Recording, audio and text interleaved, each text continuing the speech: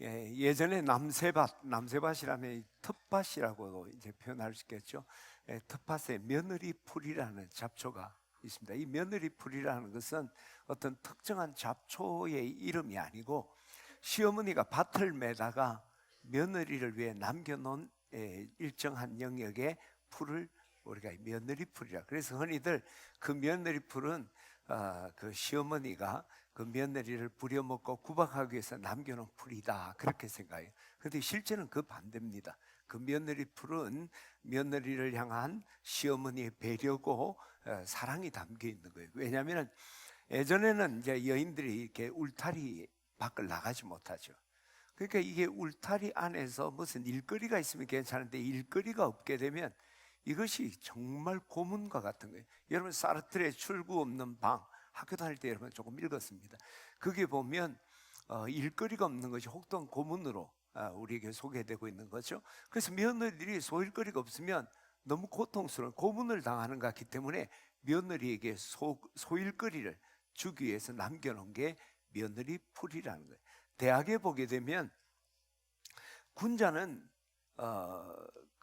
혼자 있을 때 근신하고, 소인은 너무 여유가 있으면 불선을 행한다, 이런 말이에요. 불선이라는 건 착하지 않는 일들, 나쁜 일을 한다는 거죠. 시간을 선용할 수 있는 그런 능력과 자질을 가진 사람은 시간에 여유 시간이 있을 때 그것이 유익한 그런 시간이 되지만, 그런 훈련이 되지 않는 소인이라고 보잘것없는 사람의 대다수 사람, 우리를 이야기하는 거예요. 대다수의 사람은 여가 시간이 너무 많으면 그것이 해가 된다라는 이야기예요. 여기서 강조하는 것은 우리에게 일자리와 일거리가 있다는 게 축복이다. 할렐루야. 여러분, 우리가 일자리가 있고 일거리가 있다는 것만큼 놀라운 축복은 없죠. 특히 우리가 하나님이 주신 사역과 그 사역지가 있다는 것은 우리 그리스도의 최고의 축복이에요. 왜냐하면 그것을 통해 우리가 하나님께 착하고 충성된 종이라는 칭찬과 또 그 하나님의 은총들을 누릴 수가 있습니다. 우리가 아무리 충성하고 싶어도 사역지가 없다, 사역이 없다면 그 충성을 할 수가 없는 거죠. 저는 우리 진해 침례교우들이, 여러분들이 하나님이 맡기신, 하나님 보내신 사역지와 또 하나님께 맡긴 사역이 있다면 그것 여러분 정말 감사하기를 주의 이름으로 축원합니다. 그런데 오늘 안타까운 한 사람이 있습니다. 그것은 모세예요. 모세는 지금 오늘 이 본문을 보니까 그 사역지로부터 또 그 사역으로부터 잃어버려진, 사역지와 사역을 잃어버린 것 같은 그런 것을 오늘 본문이 소개를 합니다. 우리 지난주에 우리 모세가 이제 그 이스라엘 백성들을 그 고난한 때 구원하려는 그런 나름대로 좀 막연하지만 그런 비전을 가지고 노역장에서 일하는 히브리인들에게 가니까 애굽 사람이 히브리인을 때리고 있는 거예요. 그러니까 그가 좌우를 살피고 그 애굽 사람을 죽이고 모래 아래에 이제 묻어버린 거죠. 감추었죠. 그 다음날 또 일 현장에 가보니까 이번에는 히브리인들끼리 싸우는데 좀 불의한 히브리인이 동포를 때리고 있는 거예요. 그러니까 가서 네가 왜 동포를 치느냐 하니까 그가 말하기를 누가 우리를 다스리는 자와 재판관으로 세웠느냐, 애굽 사람을 쳐 죽이더니 우리도 죽이려느냐 하는 거예요. 그때 모세가 야, 이것이 탈로 났구나 하는 깨달음. 근데 이 일이 그 사람들에게 만이 아니라 그 이야기가 바로 왕의 귀에도 들리게 되는 거예요. 그러니까 바로가, 애굽의 왕이 바로예요. 바로에게 들리니까 바로가 이 모세를 죽이려고 하는 거예요. 그래서 모세가 미디안으로 도망을 가게 되는 거예요. 근데 우리가 여기서 아니 애굽 사람 하나 죽였는데 그것 때문에 모세를 죽이려고 한다? 언뜻하게 이해가 안 오죠. 이 배경을 좀 얘기해야 돼요. 모세가 태어날 때는 투트모스 1세가 통치를 했었는데 그 어머니, 그 공주가 투트모스 1세의 딸이 하셉수트라는, 역사책에 나와요. 하셉수트라는 딸인데 그 하셉수트가 이제 남편 결혼하는데 그게 투트모스 2세가 되는 거예요. 그러니까 여자가 뭐 파라오가 될 수가 없으니까 그 투트모스 2세가 하셉수트 아닌 다른 여인과 자녀를 갖게 된 이게 두트모스 3세예요. 근데 지금 이때 파라오가 두트모스 3세예요. 그러니까 이 하셉스트의 양자인 모세와 정치적인 라이벌이 된 거예요. 그러니까 이 애굽 사람을 죽인 것을 빌미로 모세를 죽이려고 했던 거예요. 사실 그 사건보다는 정치적인 이유죠. 그래서 미디안으로 도망간 거예요. 자, 이 장면을 보게 되면 모세는 이스라엘의 구원자가 되고 그 압제로부터 뭔가 도움을 주기를 원하던 그런 비전을 갖던 모세가 이제 애굽에서 미디안으로 쫓겨가는 거예요. 사역지와 그리고 하나님과 이스라엘 백성들의 위대한 사역을 하고 싶은 모든 사역을 잃어버린 거예요. 말 그대로 일자리와 일거리를 다 잃어버리는 그런 정말 기가 막힌 형편에 처하게 되는 거예요. 그런데 우리가 이 본문을 가만 자세히 보면 그래 모세가 정말 사역지와 사역을 잃어버린 걸까? 세상적으로 말하면 정말 실직한 것일까? 저는 그렇게 생각하지 않아요. 많은 분들이 그렇게 생각하는 이유는 우리가 사역지와 사역에 대한 개념의 오해가 있기 때문이라고 생각해요. 그래서 오늘은 우리가 이 착하고 충성된 종이 되려면 사역지가 있어야 되고 사역이 있어야 되는데 진정한 사역지와 사역은 어디며 어떤 일일까? 우리가 한번 묵상함으로 모세가 정말 일자리와 일거리를 잃었는지 잃지 않았는지 우리가 한번 생각해보는 시간 되기를 원합니다.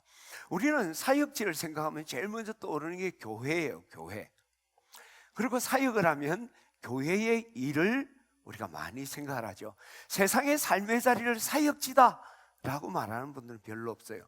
세상에서 내가 사업을 하고 또 세상에 직장생활하는 걸 사역이다 라고 생각하는 분도 적죠. 그래서 교회 일과 세상의 일, 교회와 세상을 이분적으로 구별하죠. 마치 성과 속, 세속적인 것과 거룩한 것을 구별하는 것처럼 그렇게 하고 있는 거죠. 그런데 우리가 먼저 성속에 대해 생각해 보면 뭐가 거룩한 것이고 뭐가 세속적인 자리고 세속적인 것입니까? 모든 것이 하나님이 다스리시고 하나님이 사용하시고 하나님이 일하는 자리며 일이잖아요. 그래서 우리가 살아있는 하는 모든 일들이 사실은 하나님이 일하시는 거룩한 자리고 하나님이 사용하시는 거룩한 일이죠. 그런데 우리가 성속을 구별한단 말이에요. 마찬가지로 사역지와 사역도 마찬가지입니다. 우리가 이 특정한 사역지, 특정한 자리 또는 특정한 일을 사역지다, 사역이다 생각하는데 사실은 그렇지 아니하고 하나님께서 보내신 모든 자리가 사역지입니다. 하나님께서 맡기신 모든 일이 사역이라는 걸 우리가 기억해야 돼요. 특정한 일, 교회 또는 교회 일만이 아니라 하나님이 나를 보내신 모든 자리가 사역지고 하나님이 내게 맡기신 모든 일이 사역이라는 걸 기억해야 돼요. 그런데 성경에 보면 하나님은 우리를 세상 모든 곳으로 보내서 그 세상의 일을 통해 하나님 영광 돌리라고 우리에게 명령을 하신 거예요.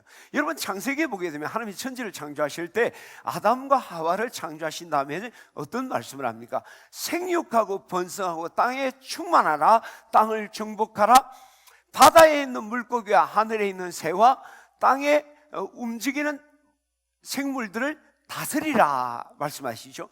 하나님은 천지를 창조하는 아담 하와에게 모든 땅을 향해서 나아가서 그것을 다스리라, 그래서 그걸 통해 하나님 영광 돌리라 말씀하는 거예요. 창세기 12장 1절에서 3절에 보면 아브라함을 부르시는 내용이 나옵니다. 그것은 하나님께서 아브라함 또 이스라엘 백성들과의 언약일 뿐만 아니라 오늘 우리 모든 그리스도인과 맺은 언약이에요. 그때 뭐라고 합니까? 아브라함에게 너는 내 고향과 친척과 아버지 집을 떠나 내가 보여줄 땅으로 가라. 내가 너로 큰 민족을 이루어 큰 민족을 이루고 복을 주어 내 이름을 창대케 하리니 너는 복이 될지니라. 너를 축복하는 자에게 내가 복을 내리고 너를 저주하는 자에게 내가 저주하리 하니 땅의 모든 족속이 너로 말미암아 복을 얻을 것이미로다 하니라. 그렇게 말합니다. 하나님은 아브라함, 오늘 우리 그리스도인이에요. 모든 땅으로 가서 너희가 그 자리에서 주어진 일을 통해서 축복의 통로가 되라 말씀이지. 예수님은 그의 제자들에게 너희는 세상의 빛이다, 너희는 세상의 소금이다 말씀하신 후에 요한복음 20장 21절에 가면 너희에게 평강이 있을지어다 하고 난 뒤에 아버지께서 나를 보내신 것처럼 나도 너희를 보낸다. 어디로 보낸다는 거예요? 세상으로 보낸다는 거예요. 오늘 이 말씀들을 우리가 종합해서 보면 하나님은 오늘 우리 그리스도인들을 삶의 모든 자리로, 교회만이 아니라 삶의 모든 자리로 보내시고 그 자리에서 그것을 사역 삼아 하나님께 영광 돌리라 주님은 우리에게 말씀했어요. 따라서 우리는요, 기억해야 될 것은 삶의 모든 자리가 사역지입니다. 그리고 내게 주어진 모든 일이 사역이라는 걸 우리가 기억해야 돼요. 근데 많은 이들이 교회의 일만을 주의 일이다 생각을 하는 거죠. 교회의 일이 주의 일이다. 여러분 기억해야 합니다. 내 삶의 모든 자리가 사역지고 내게 주어진 모든 일이 사역이에요. 주의 일이에요. 단지 주의 일 안에 교회의 일이 있고 세상의 일이 있는 거예요. 우리 교회의 일을 통해 주의 일을 하고 세상의 일을 통해 주의 일을 하는 거예요.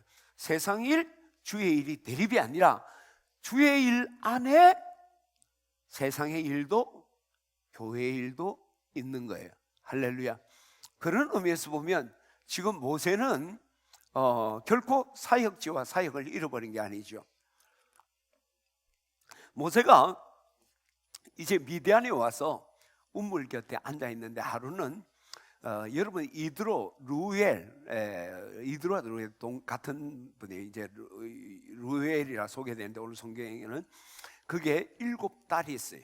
윤명 선생님 딸공주 집 있잖아요. 7딸이 있었어요. 7딸이 있었는데 그 딸들이 양떼를 데리고 와서 그 우물에 물을 먹이려고 하게 되죠. 그때 다른 목자들이 와서 해방을 놓는 거예요. 우리가 배경을 좀 잘 알아야 돼요. 그 목축을 하는데 우물이 필요하고 또 그 팔레스타인 땅이라는 것은 그 미디안 그 광야잖아요. 그러니까 그게 물이 식수가 부족한 곳이에요. 그래서 우물에는 항상 큰 돌을 올려요. 한두 사람이 옮길 수 없는 돌.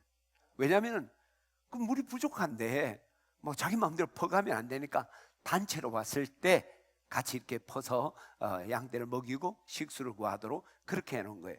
그래서 이제 7딸이 거기서 물을 먹이려는데 또 그리고 이제 이게 물이 우리 샘도 보세요. 빨리 퍼내면 이제 나중에 채워지지만 잠시 동안은 물이 안 채워지잖아요. 우리가 보통 수도 상태 옛날 안 좋을 때도 한 집에서 물 확 뽑아버리면 우리 교회도 주방에서 막 물 쓰잖아요. 그럼 우리 집에 화장실 물 안 내려옵니다.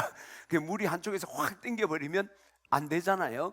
그런 상태니까 이제 남자들이 그 여인들을 무시하고 이제 우물을 차지하려고 했던 것 같아요.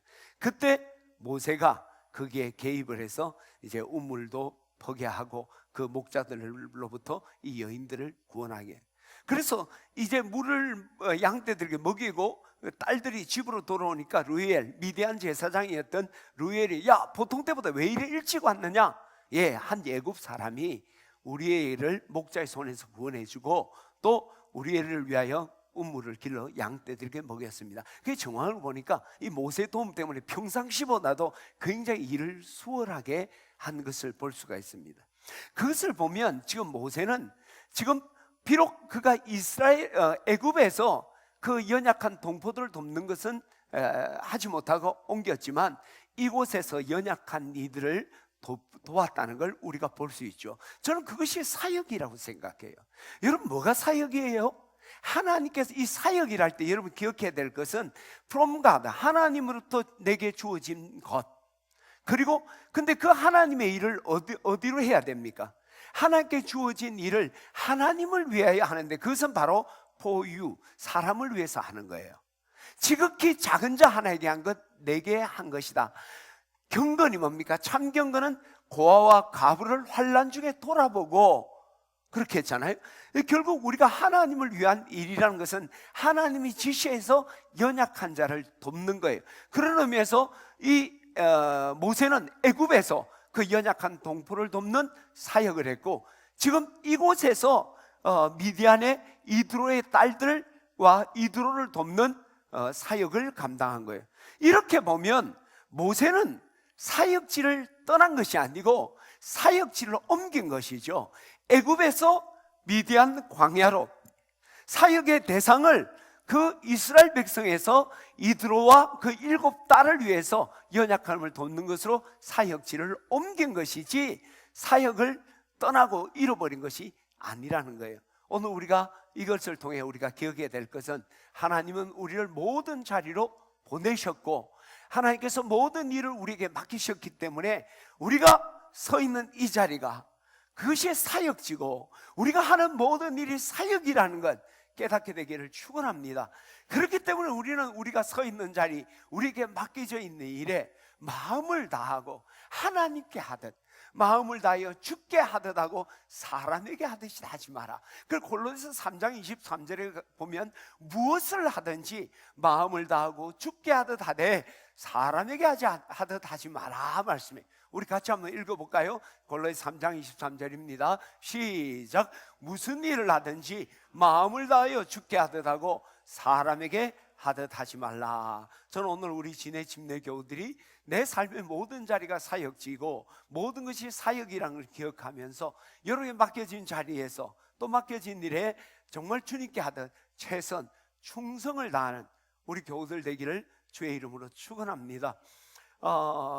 은나라와 주나라, 은나라가 망하고 주나라가 일어날 때 고죽국의 그 영주의 아들이었던 백이와 숙제라는 두 형제가 있었습니다. 이제 고죽국의 그 영주가 세상을 떠나면서 작은 아들 숙제에게 그 영주가 되는 그 영주권 이제 영주가 되라고 이제 그러니까 권세를 물려주게 되죠. 근데 숙제가 이제 백이라는 형이 있으니까 그것을 백이에게 또 물리는 거예요. 근데 백이는 아버지의 뜻이 너에게 있으니까 내가 영주가 되는 건 합당치 않다. 그래서 서로 주고받고 하다가 자기가 이제 고죽국의 영주 자리를 다 포기하고 그러면 우리가 주나라 문왕의 신하가 되자 하고 주나라로 가게 되는 거예요. 근데 그들이 주나라로 갔을 때 문왕이 세상을 떠나고 그 아들 무왕이 이 주나라를 다스리는데 이 주나라가 이제 은나라가 망하고 이제 주나라가 되는데 사실은 은나라가 상국이에요. 형님나라고 주나라는 신하나라, 뭐 동생나라, 뭐 그런 나라예요. 근데 무왕이 군사를 모아서 그 은나라를 쳐서 주왕을 폐위하고 이 주나라로 병합을 시켜버린 거예요. 근데 이 백위와 숙제는 이 충절이 정말 철저했기 때문에 그것을 합당치 않게 보게 된 거예요. 그래서 그가 이제 주나라 영향권을 떠나서 수양산에 들어가서 고사리를 키워먹고 살게 됩니다. 그는 참된 왕이 아니라면 그는 왕이 아니다. 진정한 친구가 아니라면 그와는 사귀지 않는다. 이 악한 저 주나라의 녹을 나는 먹지 않겠다. 그 주나라의 그 세력 안에 있는 자기 아버지가 다스리던 고죽국의 그 영주가 되는 녹봉도 거절하고 그냥 수양산에 가서 고사리를 캐먹는 거예요. 그때 무왕이 그들에게 이야기를 합니다. 야, 그 수양산도 내 땅이고 그 안에 있는 고사리도 내 고사리다. 그러자 숙제와 백이는요 고사리도 안 먹고 굶어 죽습니다. 그래서 절개의 상징으로 소개되는 것이 백이와 숙제예요. 한편 춘추 전국시대에 노나라의 유하해라는 사람이 있었어요. 그는 좀 이렇게 악한 왕을 보아도 부끄럽게 생각하지 않고 천한 일도 하찮게 생각하지 않고 자기에게 주어진 일에 소신껏 능력껏 일을 감당하는 사람이었어요. 어디서나 그냥 외면하고 산으로 갔던 백이와 달리 그 왕이 부족하고 내게 주어진 일이 그렇게 천하게 보여도 최선을 다하고 능력껏 감당했던 이가 유하해요. 그는 이런 이야기합니다. 나는 나고 너는 너다. 네가 비록 내 옆에 벌거벗고 있다 할지라도 자네가 어찌 나를 더럽게 할 수 있느냐. 화이부동이죠. 네가 머리 빨거벗고 나를 유혹해도 나는 흔들리지 않는다.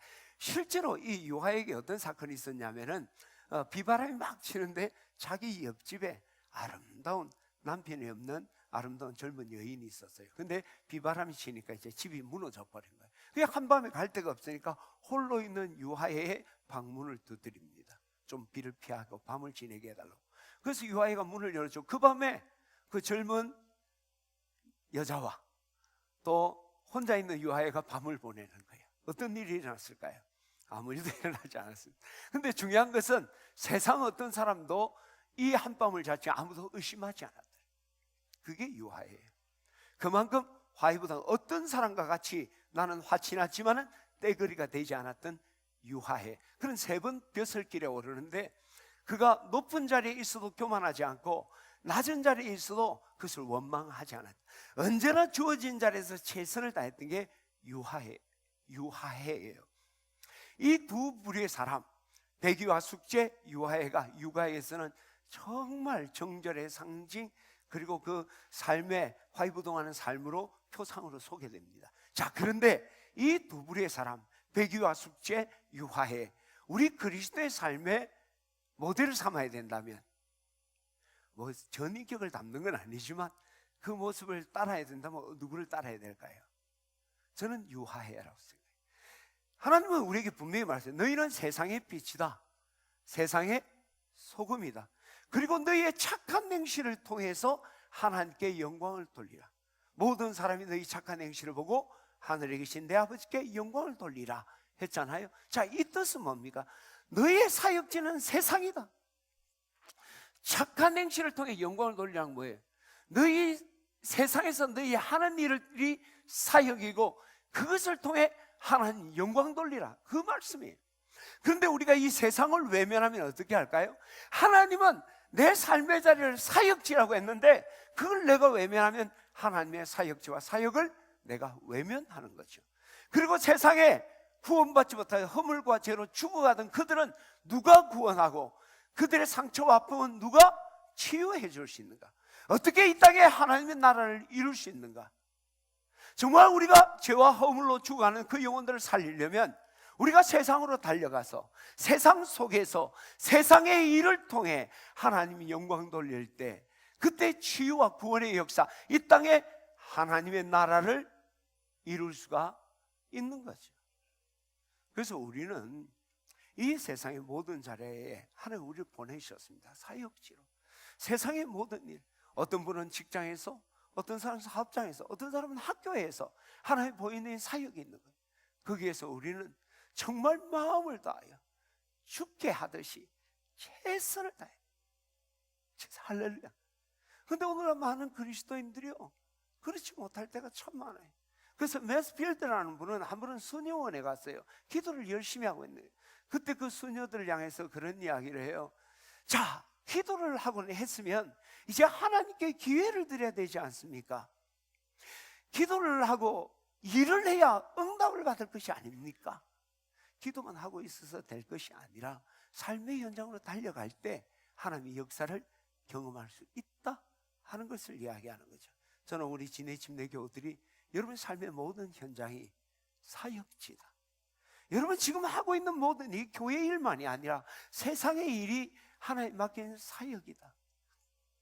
그걸 기억하면서 정말 착하고 충성된 종으로 충성되게 감당하고 그것을 통해 하나님 영광 돌리기를 축원합니다. 고린도 10장 31절에 보게 되면 너희가 먹든지 마시든지 무엇을 하든지 네가 어디에 있든지 어떤 일을 하든지 하나님의 영광을 위하여 하라. 할렐루야. 오늘 우리 지내침에 그런 도전이 있기를 축원합니다. 그런데 여기서 우리가 기억해야 될 한 가지 더 중요한 사실이 있어요. 우리는 삶의 모든 자리가 사역지고 모든 일이 사역이란 기억하고 모든 일에 우리가 최선을 다할 뿐만 아니라 여기에 균형이 있어야 돼요. 교회와 세상에, 교회의 일과 세상 일에 균형이 있어야 됩니다. 여러분 체조의 백미는요 평균대에서 체조하는 거죠. 왜냐하면 체조에서 제일 중요한 기본기가 거기서 시작되는, 이 평균대는 높이가 125cm, 길이가 5m, 폭은 10cm예요. 거기서 90초 동안 회전하고 돌고 온갖 연출을 하게 되는 거죠. 핵심이 뭘까요? 균형이에요. 자기 마음대로 연기하는 게 아니에요. 해야 되는 게 회전해야 될 거, 해야 되는 종목들이 딱 있는 거예요. 중요한 것은 그것을 매끄럽게 할 뿐만 아니라 평균대에서 이 10cm 폭 위에서 뛰고 날고 하면서 균형을 잡아야 된다. 우리가 신체에 있어서 제일 중요한 건 균형이에요. 여러분, 잘생긴 사람이 누구예요? 인물이 좋다는 것은 좌우 바란스가 잘 맞는 거예요. 사람은요, 자, 집에 가서 오늘 해보세요. 자, 저를 보세요, 저를. 자, 이 얼굴하고 이 얼굴이 같아요, 달라요? 달라요. 그건 난 못생긴 사람이에요. 이게 좌우가 후천적, 선천적이에요. 이게 장동건은 좌우가 잘 맞는 거예요. 그게 잘생겼다. 건강하다는 게 뭐예요? 균형이에요. 바이오리듬이 깨졌다. 생체 리듬이 깨졌다. 균형을 잃었다는 거죠. 신앙의 핵심도 균형입니다. 여러분, 오늘날 우리가 많은 이들이 이 균형이 깨져서 우리 신앙생활에 여러 가지 문제가 있는 거예요. 하나님이 천지를 창조할 때 남녀를 만드셨어요. 육체를 만들고 영을 만들고 바다와 하늘을 만드시고 생물과 동물을 만들고 식물과 동물을 만들고 균형을 이루시고 낮과 밤을 만드시고, 그렇잖아요. 그 창조의 원리가 바로 균형. 우리 신앙도 균형이에요. 라이프치히에는 잭센주 그 독일의 라이프치히에는 균형이 있다, 이런 말이 있어요. 라이프치히. 왜냐하면 이 라이프치히에 유명한 두 교회가 있어요. 성 토마스 교회, 성 니콜라이 교회. 캐톨릭으로 시작했지만 이제 종교개혁의 개신교회도 있죠. 니콜라이 교회는 여러분이 잘 아는 것처럼 그 독일이 통일될 때 촛불 기도 집회를 주도했던 게 니콜라이 교회예요. 그 니콜라이 교회는 이 라이프치히의 사회 참여를 상징적으로 표현하는 게 니콜라이 교회예요. 성 토마스 교회는 여러분이 잘 아는 세바스찬 바하가 그 교회에서 26년간 오르간리스트와 음악 감독의 역할을 합니다. 그리고 그동안 140편의 칸타타를 작곡을 해요. 요즘은 이제 우리가 이렇게 고전음악 주어진 악보를 가지고 우리가 연주하고 찬양을 하는데, 중세기에는 목사가 그 주일 설교를 위해서 설교를 원고를 준비하듯이 곡을 만들어요. 바하가 26년 동안. 그래서 이 토마스 교회는 종교음악의 산실이다. 그리고 실제로 그 토마스 교회 그 본당 밑에 바하의 무덤도 있습니다. 그래서 영성과 예배를 상징할 때 토마스 교회를 이야기해요. 그러니까 이 라이프치히에는 사회 참여와 하나님께 영광된 예배, 그것에 두 축이 있다는 거예요. 이것이 있기 때문에 라이프치히에는 균형이 있다. 하나님을 향한 사랑과 이웃을 사랑한, 하나님을 향한 예배, 사회를 향한 봉사, 그리고 현실 참여와 영성, 이것이 일과 기도의 균형을 가진 교회, 지역이라는 거죠. 저는 우리 진해집 내에 이런 균형이 있어야 됩니다. 우리가 기도가 있고 사역, 일이 있고, 우리가 교회에서 봉사만이 아니라 세상에서 또 하는 일들이 있어야 돼요. 교회와 세상, 장소적인, 그리고 교회 일과 세상 일의 균형을 갖춰서 할 때 우리가 건강한 신앙입니다. 어떤 분은 이것도 주의 일이고 저것도 주의 일, 세상 일만 냅다 열심히 하는, 또 어떤 사람은 주의 일 한다고 교회 일에만 그냥 올인을 하는 거예요. 건강하지 않습니다. 주님은 이 세상과 교회, 가정과 직장에서 균형을 이루시기를 원하는 거예요. 할렐루야. 저는 우리 진해집 내교들이 정말 착하고 충성된 종이 되려고 한다면 우리가 교회에서뿐만 아니라 세상에서, 또 교회 일만이 아니라 세상 일에 균형을 이루게 되기를 주의 이름으로 축원합니다.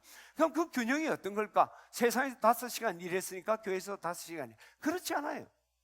저는 이 균형의 최대치 5대2, 6대1, 최소치 9대1이라고 생각해요. 성경적이에요. 5일째 근무하니까 5일간 세상에서, 주말에는 주님의 일을. 진짜 성경대로 하면 6일 동안은 세상의 일을 하고 하루는 안식하며 하나님께 예배하는 6대1이죠. 최소치 9대1은 뭐예요? 11조예요. 내가, 하나님은 10 중에 하나를 주를 위해 구별하라 그랬어요. 내가 거하는 자리, 내가 또 섬기는 일에 11조의 원리, 9개는 세상에서. 최소한 하나는 교회에서, 9개는 세상의 일을 통해 하나님 영광 돌리고, 하나는 교회의 일을 통해 하나님 영광을 돌려야 된다. 할렐루야. 여러분, 저는 우리 진해침례교 이런 균형 있기를 축원합니다.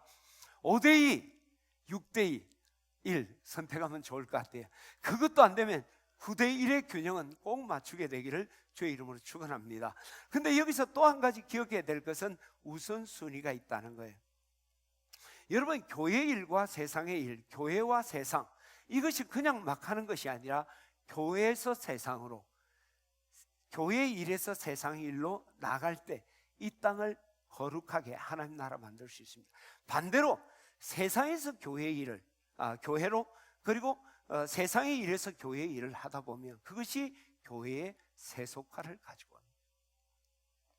우리가 교회에서, 세상에서 하던 방식으로 교회로 오는 거예요. 그 방식으로 주님 섬기다 보니까 교회, 여러분, 세상 사람이 교회를 세속화시킨 게 아니에요. 그리스도인들이, 목사들이, 어떤 분이 바둑을 너무너무 좋아하는 거예요. 그런데 대표기도를 하게 됐어요. 그 대표기도를 하고 난 뒤에 예수님의 이름으로 기도드렸습니다, 아달이 그랬다는 거예요.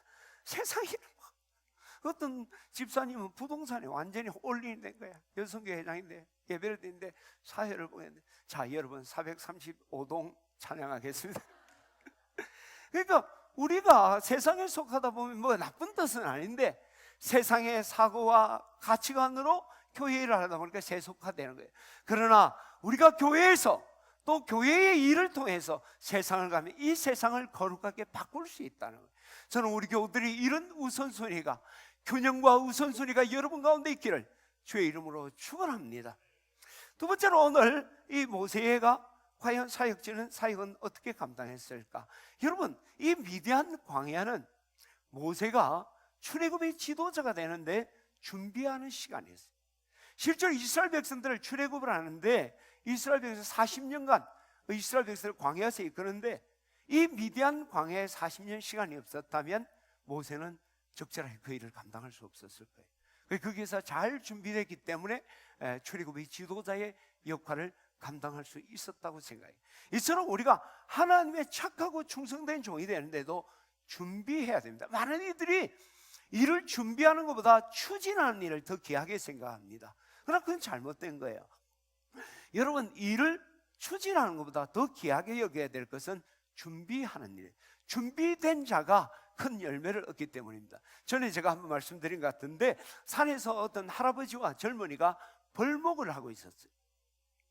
할아버지는 힘이 없으니까 벌목을 하다가 쉬엄쉬엄 하고, 젊은이는 힘이 세니까 욕심도 생기니까 쉬지 않고 벌목을 했어요. 근데 할아버지는 쉬는 동안 뭐 할 일 좀 쉬면서 기력이 없으니까 도끼날을 잘 갈았어요. 저녁이 됐습니다. 보니까 할아버지가 이 젊은이보다 훨씬 많이 벌목을 했더라고요. 아니, 쉬지 않고 젊은이가 에너지도 넘치는데 했는데 그렇지 않아요. 쉬는 시간 날을 갈면서 다음 벌목을 준비했기 때문에. 새가 천국을 나는 건 쉽지 않아요. 한번 날아오르기 시작하면 다 높은 곳을 향해서, 여러분 독수리 날개 연습시키는 거 여러분 뭐 TV 같은 데서 많이 봤죠? 떨어지고 그러나 한번 날기 시작하면 높은 천국을 향해 차오르는 거예요. 오늘 우리가 기억해야 될 것은, 우리가 정말 일하는 것도 중요하지만 준비될 때 거기에 따른 열매가, 도리어 더 말, 내가 그냥 커서 몸부림치는 것보다 준비하고 늦게 출발하는 더 큰 열매가 있는 거예요. 그래서 세르반테스는 이런 말을 했어요. 준비되었다는 것은 절반의 승리를 얻은 것이다. 준비되었다는 건 이미 절반의 승리를 얻었다. 저는 우리 교우들이, 여러분들이 사역하는 것도 중요하지만 그것을 위해 준비하는 일을 더 귀하게 여기기를 주의 이름으로 축원합니다. 잠언서 6장에 보면 개미에게, 게으른 자에게 말하기를 개미에게 가서 그를 보고 지혜를 얻으라 이야기해요. 그리고 8절에 가면 양식을 여름에 준비하고 추수 때에 알곡을, 곡식을 모으라, 이런 말을. 양식을 여름에 준비하고 추수 때에 알곡을, 곡식을 모으라, 준비하라. 그들이 겨울에, 우리 개미 배짱 이야기 나오잖아요. 겨울에 안식할 수 있는 거예요. 뿐만 아니라 여러분, 준비된 자에게 기회가 주어지는 거예요. 여러분, 세계적인 지휘자 토스카니니가 있잖아요. 그 사람은 첼리스트예요. 우리 오늘 감정 집사가 첼리스트. 이 첼리스트인데 그가 세계적인 지휘자가 돼요. 그 비결이 뭐냐면은 이 토스카니니는 근시에 심한 근시에, 그래서 악보를 연주할 때 이제 악보를 놓고 해야 될 거 아니에요. 또 오케스트라니까 이게 잘 볼 수가 없는. 그래서 그가 고육지책으로 늘 연주가 있으면, 특히 오케스트라를 할 때는 악보를 완전히 숙지해버려요. 외워버려요. 그리고 이제 한 번은 이제 오케스트라 연주를 하는데 마침 그날 지휘자가 갑자기 몸이 안 좋아서 병원에 입원을 하게 돼요. 오케스트라 연주를 해야 되는데 지휘할 사람이 없는. 그럼 이 지휘를 하려면 내 악보만, 내 악기만이 아니라 전체 오케스트라의 악보를 숙지하는 사람이에요. 그 지휘자가 뭐 그 숙지 안 된 사람이 지휘를 할 수가 없잖아요. 단원 중에 그 모든 악보를 숙지한 사람 아무도 없어요. 토스카니니 한 사람만이 그를 숙지하고 있어요. 그 토스카니니가 그때 무대에 선 거예요. 그때가 19살입니다. 근데 그때 세계적인 지휘자가 탄생하는 순간이에요. 기회라는 것이 어느 날 주어지는 것이 아니라 준비된 자에게 주어져요. 세렌디퍼티. 여러분, 세렌디퍼티가 뭐예요? 이거는 예기치 않는 행운을 이야기하는 거예요. 예기치 않는 새로운 발견을 하는 능력, 뭐 이런 거예요. 여러분, 탈모 치료제 있는 거 아시죠? 그거 바르면 탈모 방지에 약을 먹기도 하고 바르기도 하고, 안 바르고 안 먹으면 또 빠져요. 그러니까 이제 골치 아픈 일인데, 근데 그런 탈모제, 발모제가 돼야 되죠. 발모제가 어떻게 발견됐어요? 전립선 약을 연구하다가 우연히 발견된 게 그게 발모제예요. 세상에 많은 일들은요, 우리가 뭐 어떻게 계획적으로 한 것보다 세렌디퍼티가 많이 일어나는 거예요. 우연히, 여러분 교회 오는 거 우연히 누군가를 만났네, 교회를 인도해서 목사도 되고 뭐 장로도 되고 뭐 그런 일들이 있어요. 그러니까 이걸 행운이다 생각하는데 정말 그럴까요? 아니에요. 여러분, 세렌디퍼티는요, 뭔가 새로운 걸 발견해서 몸부림치는 사람들에게 주어지는 행운이에요. 할렐루야. 여러분, 개미가 먹이를 찾으러 갈 때 줄 서서 갈까요? 지멋대로 갈까요? 줄 서서 간다고 그러죠. 그거는 먹이 찾으러 갈 때가 아니라 먹이 찾아 집에 갈 때 줄 서서 가요. 개미가 먹이를 찾을 때 먹이가 어디 있는지 모르는데 줄서기 멀서 그냥 막 돌아다니는 거예요. 그러다가 먹이를 찾으면 신호를 하고 그때부터 줄 서서 먹이 가지고 집에 가는 거예요. 그 줄 서서 가는 건 학교 시간이에요. 등교할 땐 줄 안 서서 갑니다. 그게 세렌디퍼티. 뭔가 발견하기 위해서 몸부림치는 거예요. 거기서 발견되는 거예요. 여러분, 농구 좋아하는 남자분들 버저비터, 뭐 우리 김기영 장로님 뭐 완전 농구의 신 아니에요? 버저비터. 뭐예요? 버저가 딱 우리 휘슬이 딱 울릴 직전에 슛을 했는데 그게 딱 골. 축구에서는 극장골이라 그러잖아요. 진짜 극적. 그리고 막 무승부 때는 역전까지 나는 거죠. NBA 스타 가운데요, 마이클 조던하고 또는 그 매직 존슨이 뭐 농구의 신이라고 하잖아요. 그 사람이 이 버저퍼트에 아주 뭐 귀재라 그러잖아요. 여러분, 이거는요 그냥 딱 생각해서도 안 들어가는 거예요. 근데 이 던질 사정을 거의 버저비트는 멀리서 던져. 그리고 98765할 때가 탁 던져야 되는 거예요. 이게 자세도 안 나오는 거예요. 근데 마이클 조던이나 매직 존슨은 늘 그 버저비트를 막 터뜨리기 시작해요. 그 막 운이 좋았을까요? 아니에요. 여러분, 버저비트를 할 수 있는 사람은요 수천 수만 번에 죽으라고 쉬운 연습을 한 거예요. 그렇기 때문에 버저비트가 나오는 거지, 어느 날 갑자기 탁 걸리는 게 아니라는 거예요. 그런 사람도 있어요. 근데 그 사람은 두 번 다시 그 일이 안 생겨. 마이클 조던과 매직 존슨이 계속 그런 일들이 일어난 것은 끊임없이 쉬지 않고 쉬운 연습을 했기 때문이라는 거예요. 여러분, 준비된 자에게 그게 놀라운 기회와 축복이 주어지는 거예요. 신앙도 마찬가지입니다. 준비된 곳에 준비된 자에게 하나님의 역사가 일어나는 거예요. 한 번은 무디 목사님이 스코틀랜드에 방송하면 앞에 건 지우거든. 스코틀랜드에 한 작은 마을에서 이제 휴가를 갔어요. 너무 지쳐서 번아웃돼서 휴가를 갔어요. 근데 이 스코틀랜드 한 마을에, 작은 마을에 무디 목사님 왔으니까 우리 동네에 오늘 오후에 장경도 목사님 왔다. 그럼 어떻게 하겠습니까? 목사님 설교 한번 하자고. 안 그렇게 그 동네 사람들이 와서 이제 집회를 인도해 달라고 그러는 거예요. 그 목사가 또 싫어하지만 또 그러니까 또 너무 거절하기는 그래서 집회를 한 거예요. 근데 그날이 놀라운 역사이에요. 병이 낫고 은혜를 받고 기도가 응답되는 역사가 일어난 거예요. 그때 무디 목사님이요, 그걸 보더니 놀랐어요. 내가 이때까지 집회를 하고 내가 경험했던 것은 기도가 없는 곳에는 부흥이 없다. 근데 오늘 내가 이곳에 놀러 왔고 준비한 것도 없는데 이런 부흥의 역사가 일어난 게 나는 정말 이해가 되지 않는다.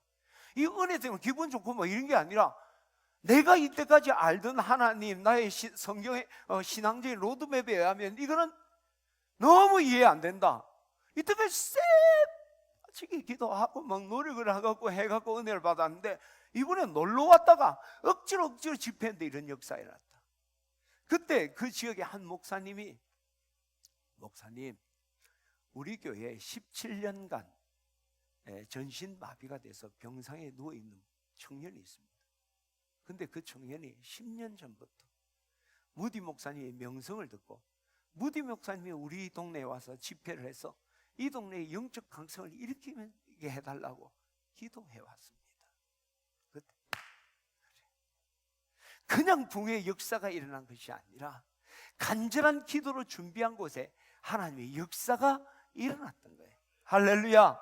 깨닫기를 축원합니다.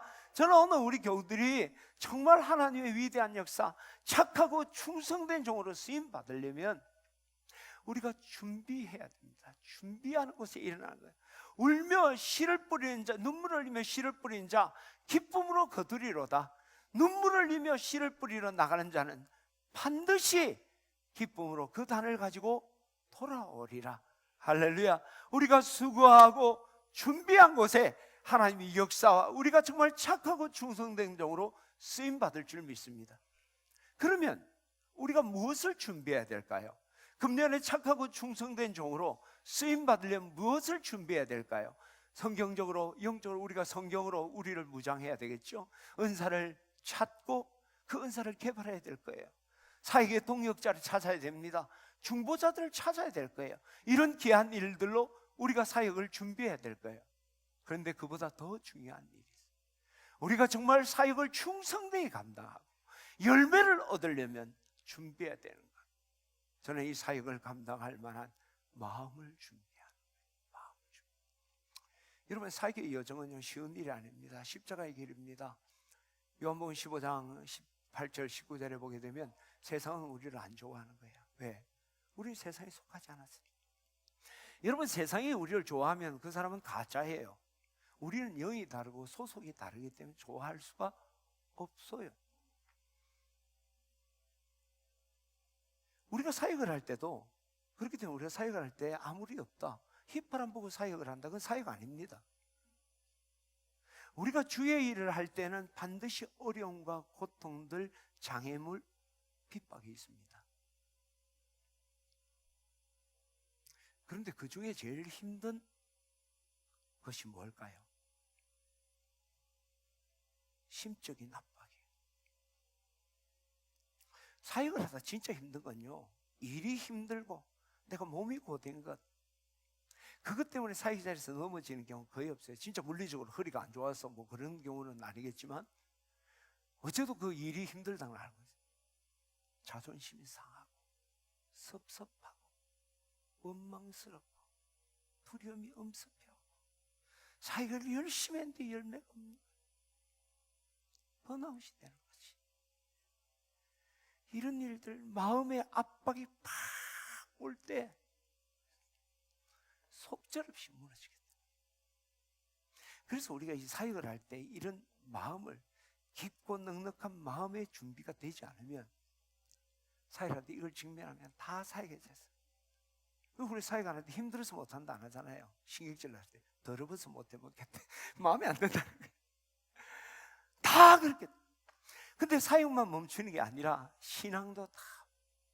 제가 교회 안에서 평생 산 사람, 그래서 매너리즘에 빠지고 문제도 많지만 데이터는 많은 거예요. 여러분, 새신자 믿음이 없는 사람들은요, 신앙 끝까지 갑니다. 가늘게. 근데 믿음이 좀 없다가 믿음이 생겨서 사역을 하는 거예요. 사역하는 사람, 믿음이 있는 사람이잖아요. 사역 다음은 뭐예요? 실망만이 아니라 신앙 때리쳐. 수없이 보았습니다. 수없이 봐. 자존심 상하고 원망스럽고 섭섭하고 낙담되어지고, 기도하다가 진짜 힘든 게 뭐예요? 기도했는데 하나님이 부처님도 3,000배라면 눈길을 한번 준다네. 근데 우리는 10년간 새벽기도 했는데 우리 자식은 그 모양 그 꼴 계속 있으면 낙담되죠. 그때 속절없이 나중에 신앙도 무너져요. 근데 마음의 준비가 딱 된 사람은요, 그런 일 반드시 옵니다. 저도 사역하는데 제일 힘든 게 마음이 된 거예요. 다른 거 없어요. 그래서 다 때리친다고 하는 게 마음 때문에 그렇지, 일이 힘들어 때리치는 사람 아무도 없어요. 아무도 없어. 근데 그것이 준비된 사람은요, 이런 어려움이 올 때 넉넉히 감당하고 극복해요. 그리고 그때 신앙 성장하는 거예요. 그때 다 신앙이 성장하는 거예요. 저는 오늘 여러분들이 사역을 크게 하고 충성되게 하는 게 중요한 게 아니라 준비해야 돼요. 미천이서 할 거 아니에요. 그 준비는 마음의 넉넉함을 준비해요. 앵간한 것 같고 휘둘리면요 힘들어요. 그걸 준비해요. 할렐루야. 옆에 있는 사람하고, 우리 교회는 코로나가 안 왔어요. 걱정하지 마세요. 코로나가 오지 말란다고 안 올 것도 아니고 오란다고 올 것도 아니고, 명륜교회는 오늘 예배를 못 드려요. 서울. 우리가 이 지방에 사니까 얼마나 감사한지 몰라. 북한에서 미사일 쏘면 여기까지 안 온다네. 포를 쏘면. 근데 미사일 쏘면 바로 해군 기지로 떨어지기 때문에 우리가 빨리 죽을 수는 있어. 근데 우리가 여기에 사니까 감사한 것도 있는 것 같아. 여러분, 우리 옆에 있는 분 보면서요, 속상하십니까?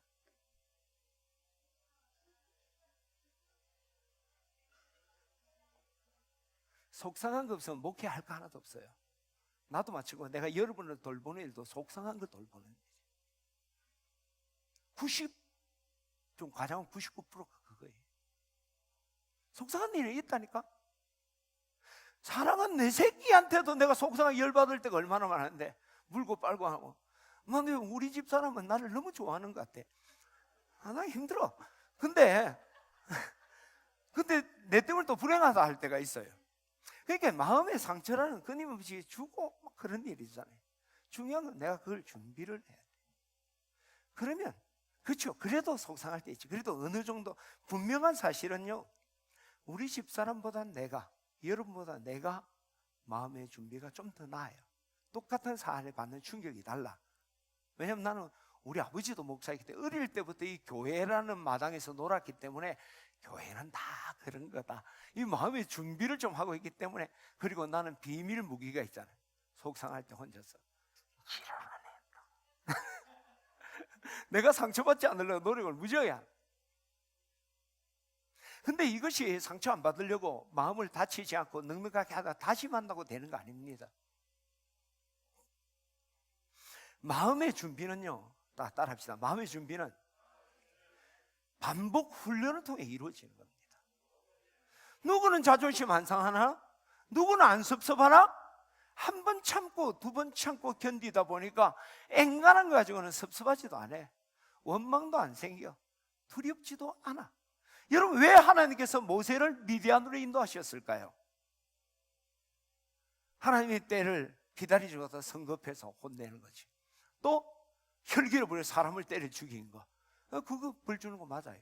근데 그보다 더 중요한 것은 이 미디안 광야에서 모세를 훈련하게. 모세가 이 40년간 미디안 광야를 몰랐다면 과연 출애굽의 그 광야 40년을 이끌 수 있었을까요? 광야를 철저하게 익힌 거예요. 그래서 멋지게 인도할 수 있어요. 근데 그보다 더 중요한 훈련이 있었어요. 출애굽 지도자로서 그 역할을 감당할 마음의 훈련을 시킵니다. 여러분, 미디안 광야에 와 있던 모세가 지금 두려울까요? 즐거웠을까요? 두려움이 있습니다. 앞에서도 이야기했잖아요. 두트모스 3세가 모세를 죽이고 싶어. 저 씨가 있으면 언젠가 반역을 할지 모르니까. 그러면 미디안강에, 거기는 그나마 이스라엘 백성이 뭔가 나의 원군을 만들 수 있을 만한 본전이라 있지만 미디안강에 철저하게 자기 혼자 있는데 언제 바로가 그의 신하를 보내면 죽을지 모른다. 마치 에스를 피해서 하란으로 가던 루스들에게 야곱 같은 두려움이 모세에게 있었을 거예요. 하나님 광야에서 그 두려움을 극복하는 훈련을 시킨 거예요. 그리고 여러분, 시집살이가 쉬울까요? 처가살이가 쉬울까요? 처가살이가 쉽다고? 안 해봤으니까. 여자분들은 시집살이가 힘들 것 같고, 남자들은 처가살이, 돈도 못 벌고 처가에서 밥 얻어 먹어보세요. 그 자존심. 지금 모세 처가살이 하잖아. 모세는요, 지금 왕궁에서 자기 엄마 아니잖아. 그 양자 생활하다가. 그래도 그는 좀 가오가 있지만 이게 처가살이하고. 모세가요, 애굽의 왕자였잖아. 지금 두트모스 3세가 두려워하는 존재였다니까. 그러면 뭔가 대단한 권력을 가지고 있었죠. 그런 그가 목동의 역할을 한다는 거야.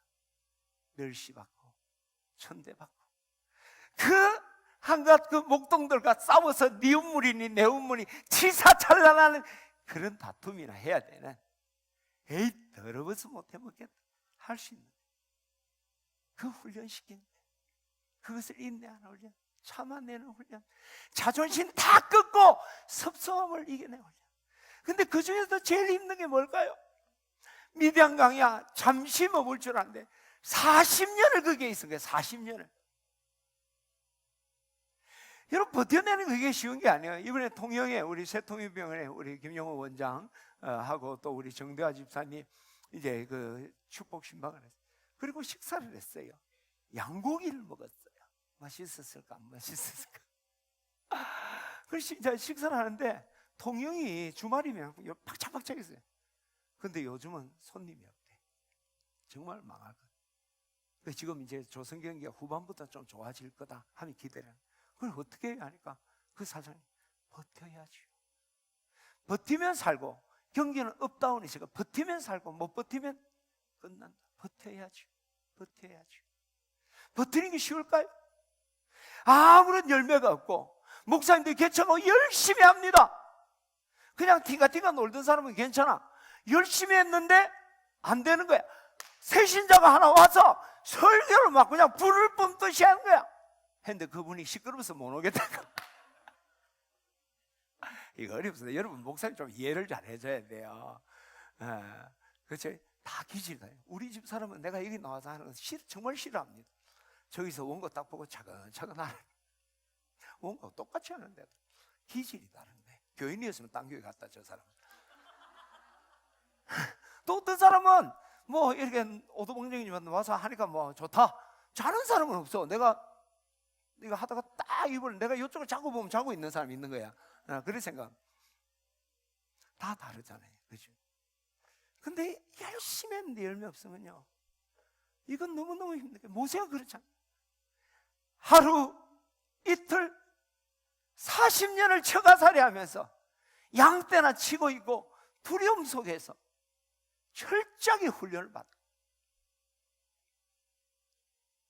그래서 모세가 이스라엘 백성들을 광야에 이끌 때, 여러분, 광야에서 가데스 바네아에서 가나안까지 열흘 길입니다. 열흘 길. 바로 앞에요. 40년을 돌아요. 여러분, 성경 딴 사람보다 5,000원 더 주고 산 성경은 앞에 보면 지도 나와요. 모세의 출애굽 경로해가 보면 그 자리에서 뺑뺑뺑뺑뺑뺑뺑뺑 돌아요. 이거 못해 먹을 일이죠.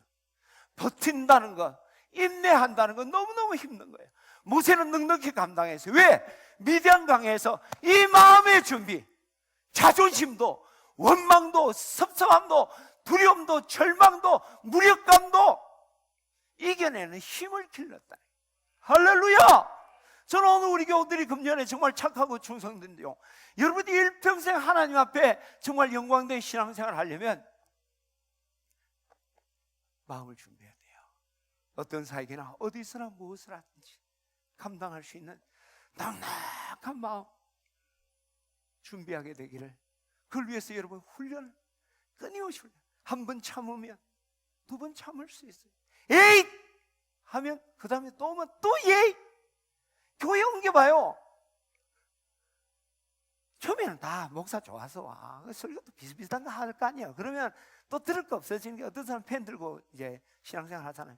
더 이상 쓸 거 없으면 또 옮겨야 돼. 다른 거 받아 적으려고. 그러면요, 끝이 없는 거예요. 어떨 땐 졸리면서도 인내하면서, 그래도 언젠가 우리 목사님이 설교를 잘 할 때가 오겠지. 언젠가 우리 목사님이 정신을 차릴 때가 오겠지. 하다 보면 거기서 진꿀. 할렐루야, 할렐루야. 네, 그런 도전 있기를, 훈련하기를 축원합니다. 그런데요, 여러분, 마지막 정말 기억해야 될 사실 하나. 우리가 이런 사역을 훈련하고 준비하는 것이 사역을 위한 준비일 뿐만 아니라 그 자체가 사역이에요. 그 자체가. 지금 모세는 미디안에서 사역 준비한 게 아니라 사역을 한 거예요. 선교사들이 선교지에 가면 제일 먼저 언어 훈련해요. 문화 적응 훈련해요. 그걸 우리 뭐라고 그래요? 선교 준비가 아니라 선교라 그래요. 이런 준비 자체가 선교라는 거예요. 제가 한번 성가대 이야기도 했죠, 그죠? 성가대 준비해서 이곳에 찬양, 아니, 성가 연습이 부회야. 우리는 뭔가 보여주려고 하는 게 아니라 연습하면서 죽으라고 찬양 부르잖아요. 얼마나 행복해. 그 연습하는 동안 하나님 영광 안 받아요? 좀 다듬어지지 않으면 그 영광 받아요. 준비가 사역이에요. 할렐루야. 근데 많은 분들이 행동주의자들, 준비보다 언제 준비하고 있노? 가서 실전에서 막 섬기는 걸 좋아해요.